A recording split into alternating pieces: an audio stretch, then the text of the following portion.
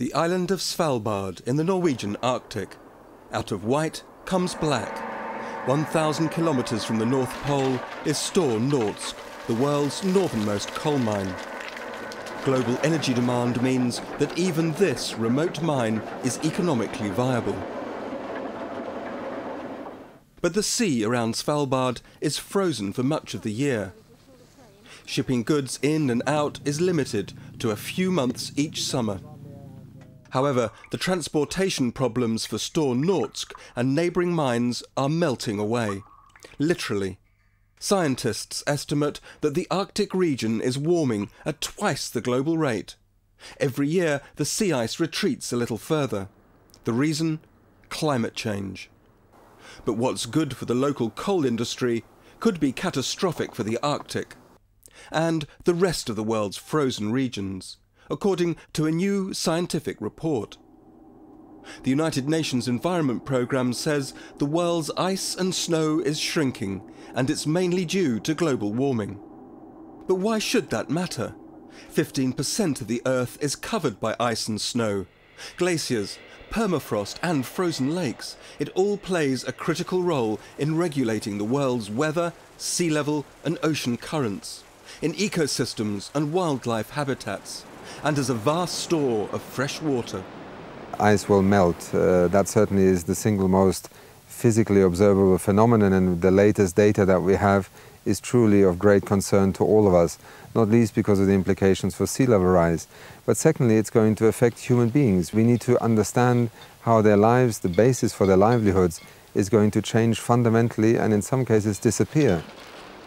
So where are the threats, and what are the likely impacts on all of us?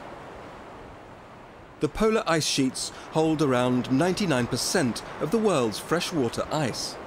The report says that the annual shrinking of the Greenland ice sheet doubled in the 1990s and may have doubled again by 2005.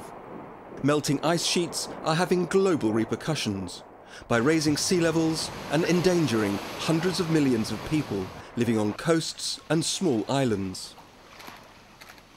Melting of sea ice at current rates could lead to the Arctic Ocean being ice-free in the summer by 2100 or earlier. It could benefit shipping, but is going to harm both indigenous people and biodiversity. The ice bear is now on the list of threatened species because it is losing its habitat. The changes in the seasons and the ice regime also mean that its ability to hunt and to feed itself are fundamentally affected. Around the world, glaciers are shrinking, with serious implications for water resources for hundreds of millions of people. In the Himalayas, glaciers which feed the headwaters of the Ganges in India, and glaciers in China which feed the Yellow River, are in retreat. In Africa, Mount Kilimanjaro and Mount Kenya have lost more than 80% of their ice caps. In mountainous areas, thawing ice may increase the risk of landslides and rockfalls. In the Northern Hemisphere, snow cover has been shrinking at an average of 1.3% per decade over the last 40 years. Along with melting glaciers, the reduction in snow cover could have a serious impact on water resources. Snow in mountain regions contributes to water supplies for almost 1/6 of the world's population. These are serious global problems. But UNEP's report also says the loss of ice and snow could actually accelerate climate change in what scientists term positive feedback mechanisms.